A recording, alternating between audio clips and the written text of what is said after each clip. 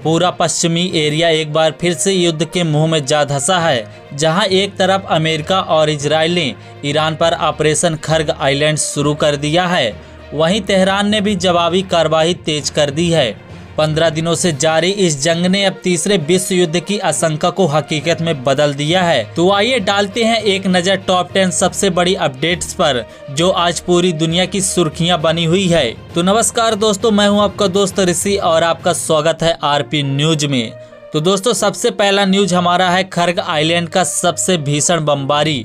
अमेरिकी राष्ट्रपति Donald Trump ने इस बात की खुद पुष्टि की है कि अमेरिका ने ईरान के मुख्य तेल निर्यात केंद्र को खर्ग आइलैंड पर अब तक का सबसे ताकतवर हमला किए गए हैं। उन्होंने इसके मध्य पूर्व के इतिहास का सबसे शक्तिशाली बमिंग रेड बताया है। हालांकि उन्होंने यह भी कहा कि तेल के बुनियादी ढांचे को बचाने का आदेश भी दिया गया है, लेकिन होर्मुज में कोई भी हरकत नहीं मिली तो यह फैसला बदल दिया गया है।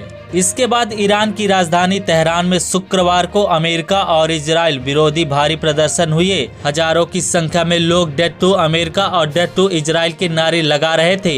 इसी बीच तेहरान के कई धमाके हुए, जिसमें एक महिला की मौत की खबर भी आ रही है। इसके बाद हम अगली न्यूज पर नजर डालते हैं। अमेरिका विदेश विभाग ने ईरान के नए सुप्रीम लीडर मुमताज खामनेई समेत 10 वरिष्ठ ईरानी नेताओं के बारे में जानकारी देने के लिए $10 मिलियन के इनाम की घोषणा की है। अमेरिका का दावा है कि वह घायल है, वह छिपा हुआ है। इसके बाद हमारी जो खबर निकल के सामने आ रही है, ईरान ने होर्मुज जलडमरू मध्य में नौवहन पर लगभग पूरी तरह से रोक लगा दी है, जहां से दुनिया का 20% तेल गुजरता है। अमेरिका ने जहाज़ों को एक्सकॉर्ट करने की धमकी दी है, लेकिन पेंटागन का कहना है कि यह महीने के अंत तक संभव नहीं हो पाएगा। इस बीच तेल का दाम बढ़कर $100 प्रति बैरल के पार जा चुका है। इसके बाद हमारी जो न्यूज है, पेंटागन ने संघर्ष से देखते हुए यूएसएस ट्रिपोली के नेतृत्व में 31 मरीन एक्सपीडिशनरी यूनिट को मध्य पूर्व में तैनात किया गया है। इसमें करीब 2500 मरीन और नाविक शामिल हैं, जो किसी की आपात स्थिति को निपटाने के लिए तैयार हैं। इसके बाद ईरान के इस्लामिक रिवोल्यूशनरी गार्ड्स कॉर्प्स ने इजराइल पर मिसाइल और ड्रोन हमलों की 46वीं लहर चलाने का दावा किया है। इस बार खोरमज शहर में और खबर सेकिन जैसी सुपर हैवी मिसाइलों का इस्तेमाल किया गया, जिससे इजराइल के बेरशेवा शहर में इजरायली जनरल स्टाफ के मुख्यालय को निशाना बनाया गया। इजरायली हमलों ने लेबनान को भी नहीं बख्शा।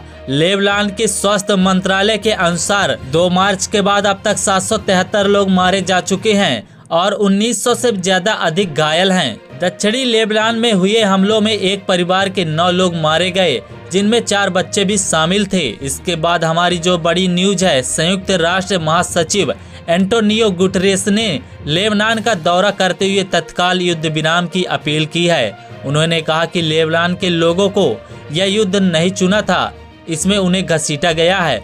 उन्होंने लेबनान के लिए $325 मिलियन की मानवीय सहायता की अपील की है। ईरानी समर्थित समूहों ने भी पूरे क्षेत्र में अमेरिकी ठिकानों को निशाना बनाया है। ईरान के इस्लामिक रेजिस्टेंट ने 2 अमेरिकी KC-135 रिफ्यूलिंग विमानों पर हमला किया। वहीं ओमान में भी 2 ड्रोन गिरे और 2 विदेशी कर्मचारियों की मौत हो गई। इसके बाद हमारी सबसे लास्ट और बड़ी खबर, युद्ध के कारण ईरान के अंदर का हालात बद से बदतर होते जा रहे हैं। संयुक्त राष्ट्र के अनुसार 32 लाख लोग बेघर हो चुके हैं। तेहरान के लोग घर छोड़कर दूर दूर जा रहे हैं और ब्रेड राशन पर आ गई है और दवाइयों की कीमतें लगभग दोगुनी हो चुकी है। दोस्तों, मैं आपको बताता चलूं कि यह एक महज युद्ध नहीं है, यह इतिहास के पन्नों पर खून से लिखा जा रहा वह अध्याय है, जिसने स्याही सूखने से पहले ही लाखों घर बेघर हो चुके हैं। तेहरान की सड़कों पर जहां मौत के नारे गूंज रहे हैं, वहीं खर्ग द्वीप की धरती पर बारूद बरस रहा है।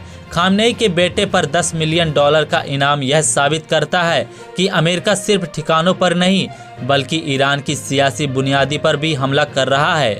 और इन सब के बीच सबसे बड़ा सवाल यही है कि क्या यह आग सिर्फ पश्चिमी एशिया तक सीमित रहेगी या फिर पूरी दुनिया को अपनी चपेट में ले लेगी। दोस्तों, ट्रंप ने साफ साफ कहा कि हमने बमबारी करी है, ईरान बोल रहा है कि हमने 46 वेब में मिसाइलें दागी है। अमेरिकी मरीन अब खाड़ी में उतर चुके हैं और होर्मुज जलडमरू मध्य पर कब्जे की जंग शुरू हो चुकी है।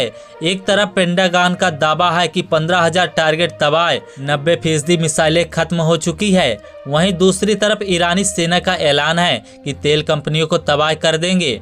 ब्रेकिंग न्यूज में यह भी आ रहा है कि लेबनान से लेकर यमन तक का पूरा इलाका अब ज्वालामुखी बन चुका है। यह जंग अब महीनों तक चलेगी और इसका खामियाजा सिर्फ इंसान नहीं बल्कि दुनिया की सब देश भुगतेंगे। दोस्तों, अगर आपको यह वीडियो पसंद आया हो तो इस वीडियो को लाइक करें, शेयर करें और चैनल को सब्सक्राइब करना बिल्कुल ना भूलें, ताकि आपको इस युद्ध की हर अपडेट सबसे पहले मिलती रहे। तब तक के लिए जय हिंद, वंदे मातरम, धन्यवाद।